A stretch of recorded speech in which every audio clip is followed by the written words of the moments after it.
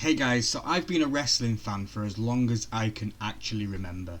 I've seen probably every WrestleMania that there's ever been. I've been a fan of TNA, I've been a fan of absolutely every other promotion, AEW, down the line, all of them. I have just witnessed probably the best ever wrestling weekend to date. I really hope that you guys can stick around with me. I'm going to now review Night 2 of WrestleMania. Guys, do me an absolute favour. If you're a wrestling fan and you enjoy things like this and videos like this, breaking down and reviewing the wrestling weekend, then do me a favour and smash that like button, subscribe if you haven't already, and let's break this down, shall we? First of all, I want to say a massive thank you to Poppin Missouri, Randy from Mystery Madness Collectibles, and Anthony Blaze. Those guys joined me backstage while we watched the whole weekend of wrestling. We watched Night 1 and we watched Night 2, and I also watched Stand and Deliver in my own time. But guys, thank you for just being there. Thank you for being part of the Discord with me.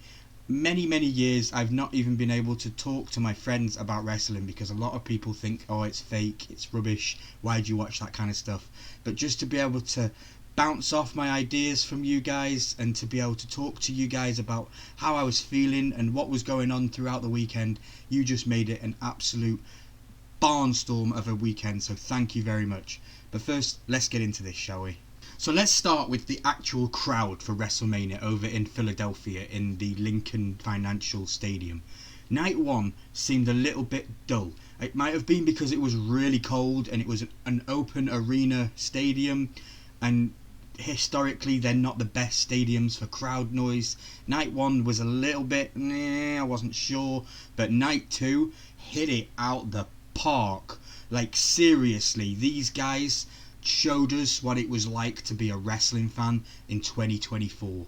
And I have friends like the Luau who were there in person. I want to again say thank you to the Luau. He was reaching out throughout the day, sending me photographs of him and Sting, him meeting other wrestlers, even his seat from the arena. It just felt like I was in the arena with my friends, and it was just an amazing weekend.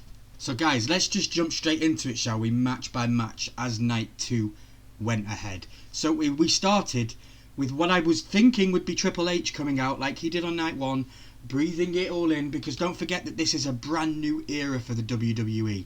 Vince McMahon is no longer in charge. He's no longer running things creatively backstage. This is all being done by one man and one man only, and that man is Triple H. Hunter Hearst Helmsley, Paul Levesque. Guys, Stephanie McMahon, she came out to the ring, and I was so surprised. I was like, oh my god, this is Stephanie, she's back. And she looked like she'd never skipped a beat. She looked like she'd never missed a single day. She was fantastic. What it means for her being back is insane for the company. And for Triple H, this is the new era. People are saying, is this the Renaissance era? No, this is the Triple H era. Guys, Stephanie McMahon came out and she gave the crowd what they wanted. She told them everything, that she was back and that this was what everyone was hoping that it was going to be. And she gave us the opening scene, the opening shot of her talking about are you ready, and hyping up the crowd for what was going to be probably the best WrestleMania I've ever watched. And then Night 2 starts, CM Punk's music hits and he starts coming out, and we get CM Punk as a guest commentator for Seth Rollins, the defending champion, against Drew McIntyre. And guys, what an absolute barnstorm this was.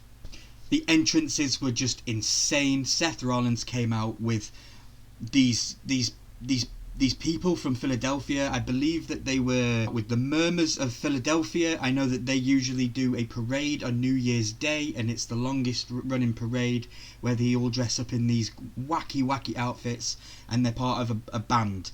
Well, Seth Rollins came out with them and they came down to the ring and they were singing and they were dancing, and it was very much a Seth Rollins showcase. It was absolutely fantastic. Then you get Drew McIntyre's entrance. Scottish bagpipes were playing.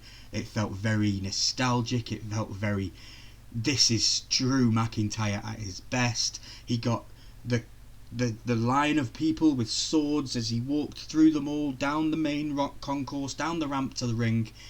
And yeah, the first night, this was a absolute barnstorm of a first match for night 2 of WrestleMania.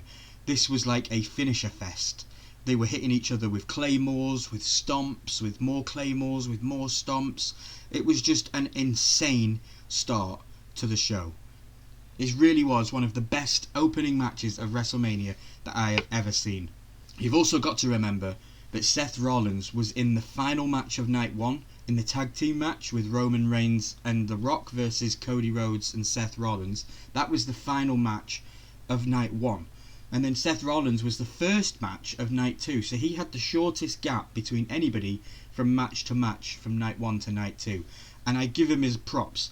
I thought that this match was going to be a quick, easy and done match. I thought Seth Rollins was injured, and it looked like it was going to be that way.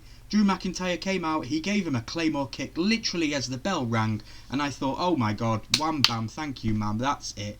But no, he kicked out of that. We got finisher after finisher, as I've already said, and it was just an insane match.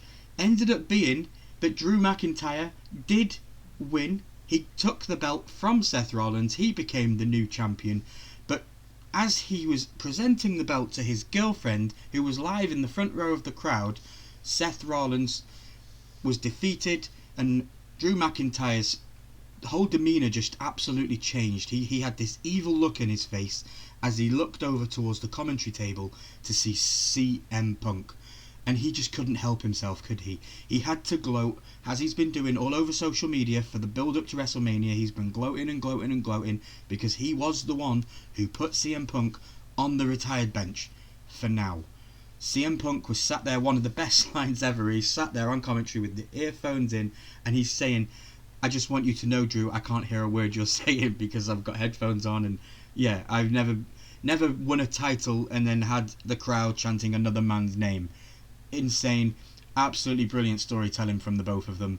Drew McIntyre was obsessed and still is obsessed with CM Punk, and just as Drew McIntyre was about to walk away after sitting on the announce table with the belt in front of CM Punk's face, CM Punk had had enough. That was it. CM Punk decided to snap. He ripped off the armband that he had, this arm cover protective thing on his arm. He ripped it off, and he started laying into Drew McIntyre, and he was beating him up and he was smashing him up. And then the next minute, Damian Priest's music hits, and I flipped and I lost it. I was an absolute mark. I was like, no way. I absolutely forgot about Damian Priest holding that Mr. Money in the Bank briefcase. He comes down, he gives Drew McIntyre one of the biggest choke slams I have ever seen, and he gets the 1, 2, 3, and we have a brand new WWE champion in Damian Priest. Such a poetic storyline. Couldn't believe what I was watching. I literally popped my little socks off. Obviously, it's a perfect storyline when you think about what's coming. I know that WWE have got Clash at the Castle in Scotland, so I truly do believe that that is where Drew McIntyre will win the title in front of his home crowd. It'll mean more to him, it'll mean more to everybody else. So yeah, that's what I believe will happen. But just an insane start to WrestleMania Night 2.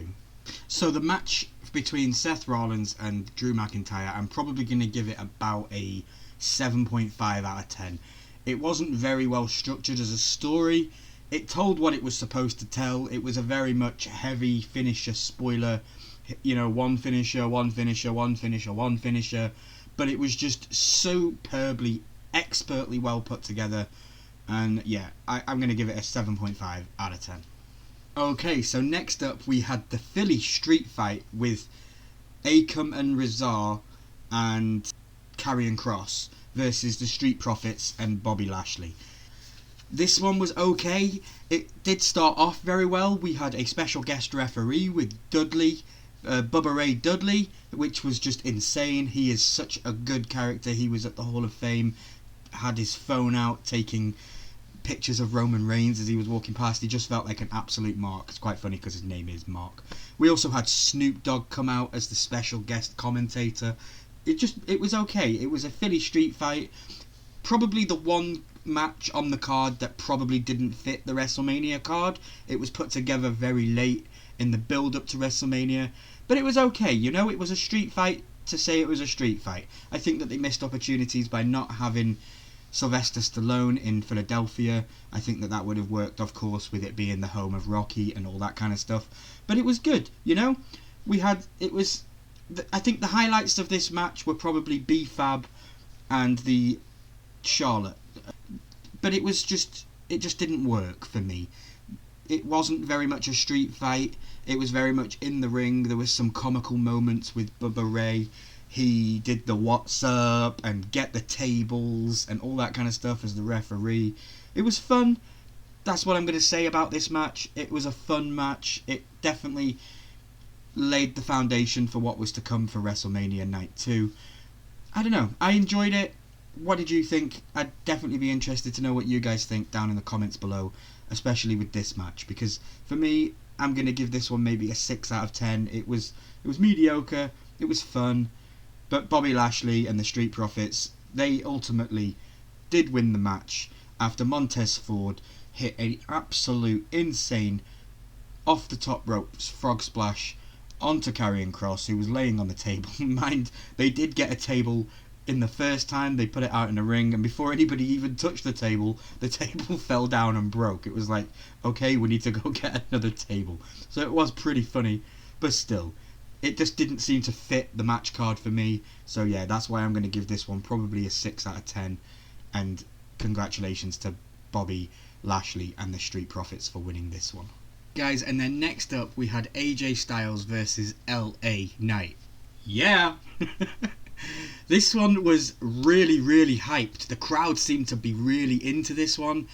They were hyped from the minute it started to the minute it ended. LA Knight, AJ Styles. AJ Styles actually did come out to a new entrance theme. I don't know what you guys thought about that one. I love seeing AJ Styles come out. I love seeing him have a new entrance.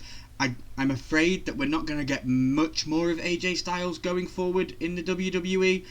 He has made comments that he feels like he's coming to the end of his tenure. He doesn't want to embarrass himself in the ring. So I don't know how many more WrestleManias we're going to get, but definitely let me know down in the comments below what you thought of AJ Styles' new entrance, because I personally loved it, and I think that this is a fantastic direction to go for AJ Styles.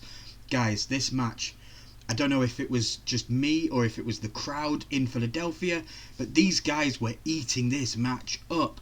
I don't know if it was outside interference with the match, because apparently there was a bright light in the stadium and half of the people couldn't even see what was going on, and they were chanting, "Turn the lights out, turn the lights out."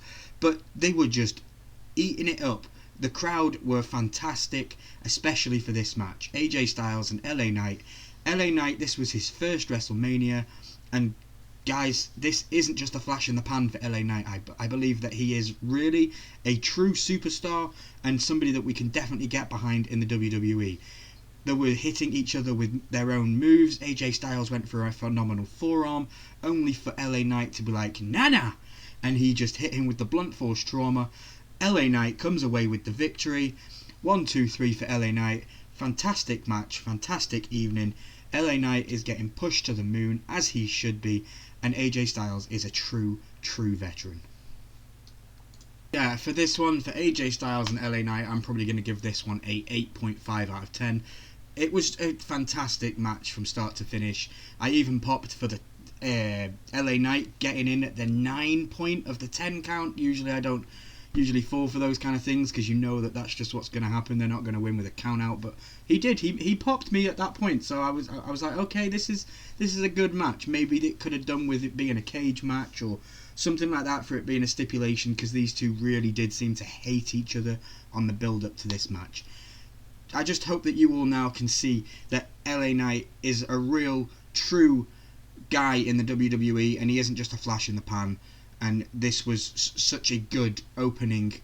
And don't forget, this was his first ever WrestleMania match. So for me, props go to LA Knight. Fantastic night, fantastic match. Absolutely loved it. Let's move on.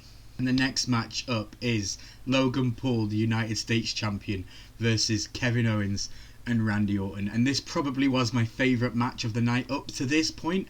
Now, I have got my can of Prime, so we're going to crack this open, because Logan Paul did actually win this match. You wouldn't think it, when you watch the first 10 minutes of this match. The entrances were absolutely insane. Logan Paul comes out with this absolutely insane Prime truck. It was the biggest truck I've ever seen, with this bottle of Prime on the back, and he gets there and he's shooting this thing up at the sign. The WrestleMania sign is exploding with fireworks as if he's causing it with this Prime bottle. It was really cool. Then you got the Kevin Owens entrance, and the Kevin Owens entrance kind of mirrored the Sami Zayn entrance from the evening before, where he was backstage. We got the one take with the camera that follows him from backstage into the main arena, and he even bumped into Sami Zayn, just like Sami Zayn bumped into him on night one, and he says, "Go and get it, I did it, now it's your turn." That was such a poetic and beautiful thing to see, because don't forget, those two are like this. They are literally bread and butter. It was amazing. And so he gets in his golf cart. Kevin Owens drives down to the ring in his golf cart, and just as he gets to the ring, Randy Orton's music hits, and Kevin Owens is like, "Wait, hang on a minute, that's my man." So he reverses the golf cart back up the ramp, tells Randy Orton to jump on in, and they both ride down to the ring together. And for the first 5 minutes of this match, it was an absolute barnstorm of let's kick the crap out of Logan Paul, and that is exactly what they did. They beat him up more than he has ever been beat up before. It was brilliant, absolutely brilliant. Logan Paul was doing absolutely everything in his power just to get Kevin Owens and Randy Orton to actually fight each other instead of fighting him, and eventually that is exactly what happened. They both, Kevin Owens and Randy Orton, both finally agreed, okay, we need to fight each other, and then this turned into an actually pretty good triple threat match. Probably not as good as the one on Stand and Deliver with Obafemi and Dijak, and that was just an absolute, that was up here. That I don't think that is going to get beaten for a long time. Stand and Deliver was just an absolute credit to itself. Well done to Shawn Michaels for setting all that kind of stuff up, because that match was insane. But back to the triple threat on night 2 with Randy, Kevin Owens and Logan. It was just so good. They were fighting each other. Logan Paul was doing what he was doing best. He was always just jumping in at the right time to either break up a pin or to stop something from happening so that he didn't lose his belt. Of course, you had Logan come down the ramp with this walking emoji Prime bottle, and last year it was KSI, so this year I was assuming, who's it going to be? It's probably going to be KSI again this year, or it could even be his brother. It could even be his brother Jake Paul. So I didn't know who it was going to be. It actually ended up being I Show Speed. Now, that's not my demographic. It wasn't for me, this scene, but you could definitely tell that it was for a younger demographic of WWE viewers. And I'm sure it absolutely went down a storm. Randy Orton kicked the absolute piss out of the Prime bottle, and he put him through a table with an RKO. And he even barked at him at one point, which was hilarious. It really, really was. But then, ultimately, Logan Paul, he just found the right time at the right place, and he was there to win. Logan Paul retains after an insane frog splash from the top rope. Like, I now want to see Logan Paul versus Montez Ford from the Street Profits, because those two probably have the biggest and best frog splashes in the industry, and I want to see both of them go up against each other. If there was a roof on this building, Logan Paul would have hit it with how high he got on the final finisher of the frog splash. Logan Paul retains. Logan Paul is still your United States champion. Next matchup was Io Sky versus Bayley.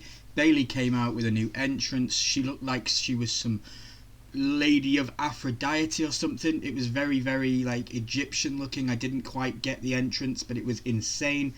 Io Sky, give her props. She didn't come out with any damage control people. She came out on her own for this war. She didn't really get a fantastic entrance either, but it kind of suited her for what it was for WrestleMania. And guys, this match was just personification women's wrestling at its best. Bayley and Io absolutely tore the house down. At this point, it was probably my favourite match of the evening. The women's wrestling was just so good. Bayley was hitting such fantastic moves that I've not even seen Bayley hit, and I've been watching Bayley wrestle since it was like Hugger Bayley on Black and Gold NXT. And then you have the the Empress of the Sky, Io, she was hitting moonsault after moonsault. It was just such a fantastic showcase of women's wrestling, and I'm sure the 4 guys that helped Bayley come to the ring, they will probably be future Hall of Famers going forward, because I know that that's something that Bayley liked to do. It was a very much a Triple H thing when Triple H came out with the Terminator look. If you actually look carefully, you had 3 of the 4 horsewomen, and it was just such a good callback moment to that. Just the whole aspect of both of them kicking out of each other's moves. Bayley hit the rose plant for Io Sky to kick out of it. There was even a triple thing where Io Sky did like a moonsault from the bottom rope, then the middle rope, then the top rope. It was just such a good women's wrestling match. Maybe, dare I say, better than Becky and Rhea from night 1? I don't know. What do you guys think? Let me know down in the comments below. But guys, Io deserved everything she got from this match. Bayley deserved everything she got from this match. Bayley did win this match, and we now have a new women's WWE champion in Bayley. Such a well-deserved finale for her. She did win the Royal Rumble after all, and yeah, it just so happened that she ended up winning the match as well. Fantastic. Probably recency bias, I don't know. Shoot me if I am wrong, but just let me know. What did you guys think of this match? Because for me, so far, this was the match of the night. Then guys, so now we are down to the final match of the final night of WrestleMania 40. It was Roman Reigns, your tribal chief, versus Cody Rhodes. This obviously had ramifications going into it from night 1, because of the tag team match at the end of night 1 determined the rules going into this one, and it was a bloodline rules match. Basically just means that it was anything goes. They could fight outside the ring, they could fight outside the arena, people could get involved, and that is what happened. This match was like a tale of 2 stories, in my opinion. First of all, you had the entrances, just 2 absolute superstars of today's wrestling industry. Cody Rhodes comes out with what was this white mask that he had on his head. He came out with his wife Brandy. He had this whole new entrance theme. It was just utterly insane. Loved it. Absolutely loved everything about the entrances. Roman Reigns came out. I expected Roman Reigns to come out with the Usos and with Solo, but he didn't. He came down to the ring with the one and only Paul Heyman, who had just been inducted into the Hall of Fame. Such a, like I said, I don't know to find the words to describe to you guys how it was, but the entrances alone were phenomenal. And this match, it really was. It was high octane from the start. It wasn't like a typical Bloodline match where it was slow and methodical. Like, we knew it was Bloodline rules. Cody literally kind of instigated the violence for the match, in my opinion. He was the one that got out from the ring and tried to get a table, and Roman Reigns was like, nah, and he put the table back, and because we already knew that something was going to happen. To my shock, though, I didn't expect to get a 20-minute barnstorm of a match with the both of them just literally having such a fantastic wrestling match between them, and there was nobody else involved for a long time. Given that being said, we did get interference. We did get some Bloodline shenanigans, starting with Jimmy Uso and Jey Uso. So Jimmy Uso comes out and he super kicks Cody Rhodes, and then we get Jay's music on the top of the ramp. Jay ends up running down. His brother sees him. His brother runs to him to interfere. Dare I say, the little tiny segment between the 2 Usos here was better than their initial night 1 match. That's a lot to say, I suppose, but that's just how I felt. And Jimmy and Jay end up brawling, and they end up spearing each other off the ramp, and then jumping what looked like a 10-foot fall down into some tables. That was the end of them. It was so good. Cody Rhodes kept trying to do the 3 crossroads one after another like he did in previous years, and he failed. This year he got as he was about to do the 3, Solo Sikoa came from underneath the ring and he gave him a Samoan spike to Cody. Cody kicked out of that, and it was just it was so good. you had Solo Sikoa then try again with Roman Reigns, and you can see him shouting at Roman in the ring like, get up and pin this guy already, come on. We got a spear into the Samoan Spike combo. Cody kicks out again. It was just insane. Then the next minute we get John Cena's music. He runs down to the ring to confront Solo because of the stuff that they've had with the storyline of Solo hitting the spike on John Cena, and John Cena hadn't been seen for a long time, so that kind of paid off. Then we had The Rock's music hit with John Cena in the ring. John Cena looked like he was excited and scared and nervous all in one. We got the face off. Never thought we'd ever get that again with The Rock and Cena. We've already had it not once, not twice, but now 3 times at WrestleMania, which is just insane. Then you had the rock bottom from The Rock to John Cena. That was the end of John Cena's part. He was then rolled out of the ring a little bit. And then you had The Rock in the ring with Roman Reigns, Cody down on his knees, and it looked like this was going to be the beatdown of all beatdowns. The Rock takes off the belt and it says Mama Rhodes on the belt, and he's about to give this boy some whipping. But before we hear the whipping, what do we hear? Not what I was expecting to hear was the glass shatter for Austin 316, but no, we got the gong. The gong of The Undertaker. The lights went out, the lights came back on, The Undertaker was standing there behind The Rock. Such a cool shot. The Rock turns around, petrified. Undertaker gives The Rock and then he gives him a choke slam, and it was just insane. I was genuinely expecting Austin 316 to come out Stone Cold, but that isn't what happened.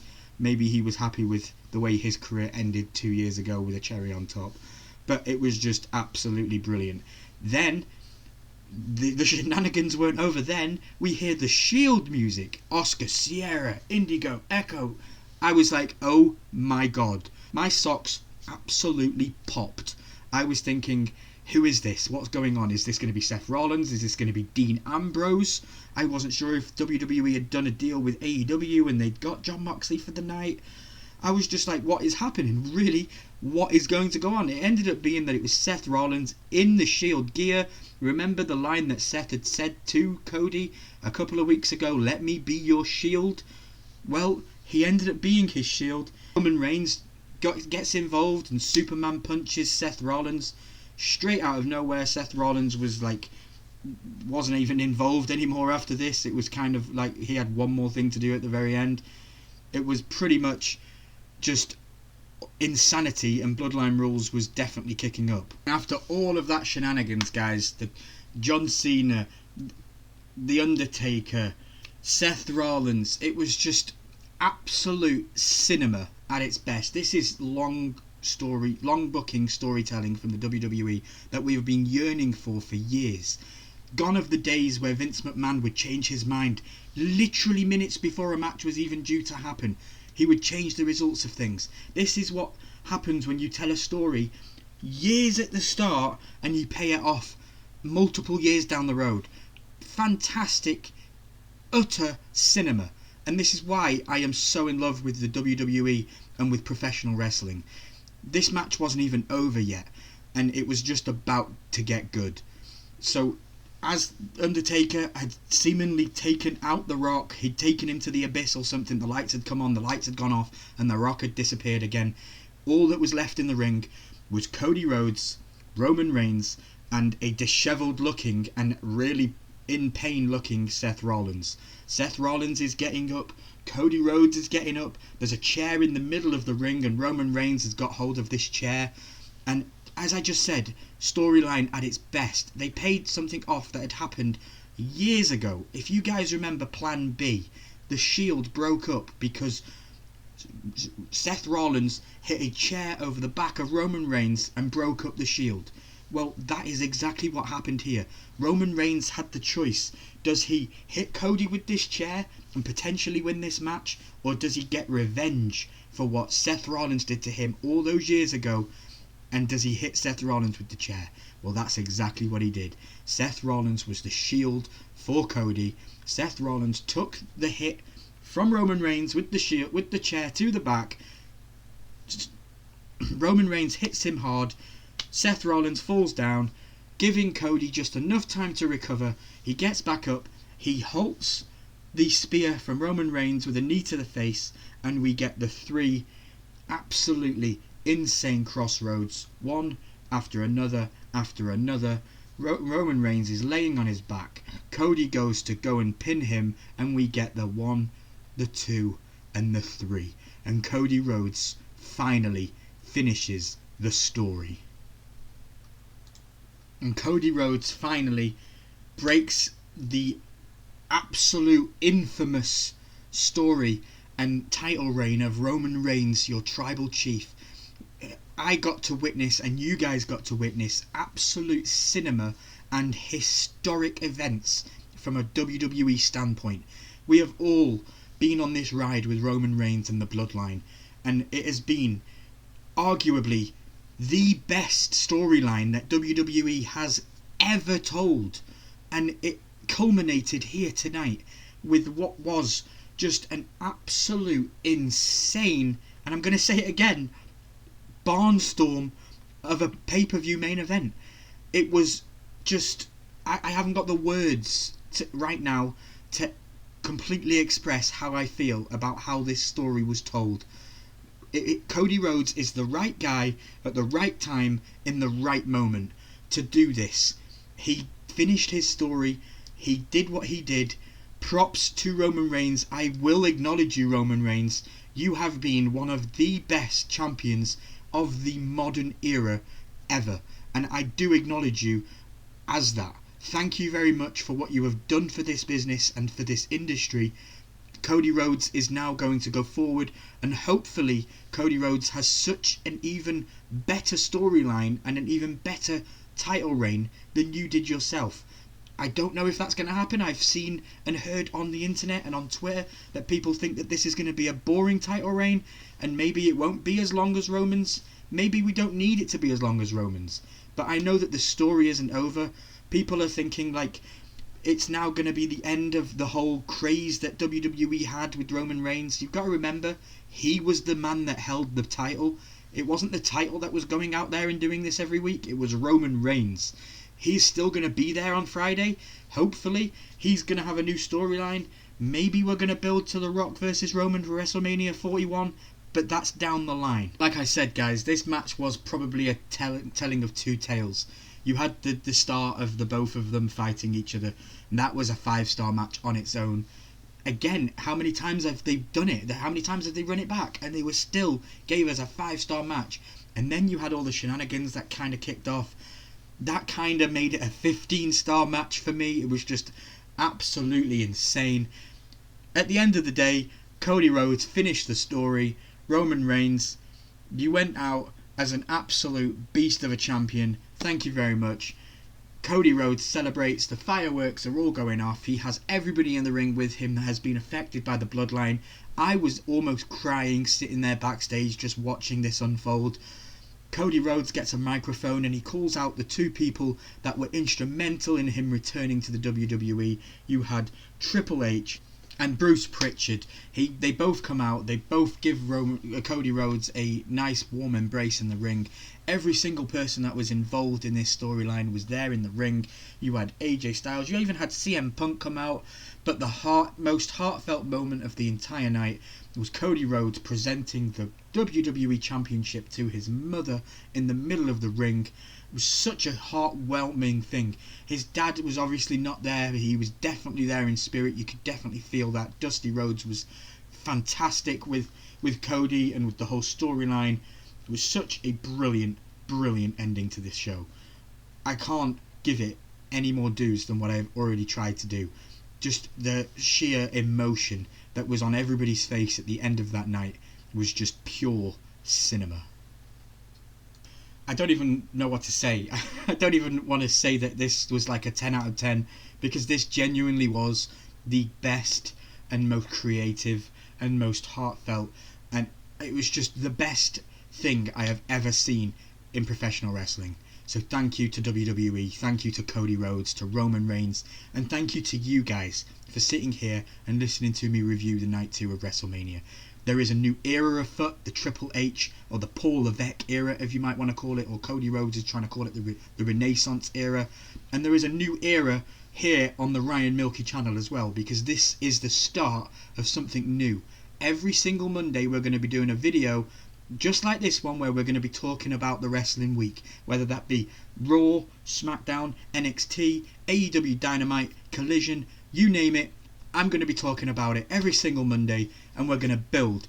And just you wait for WrestleMania 41. It's going to be the most insane live event. We're going to be here, we're going to be there, we're going to be live every single week.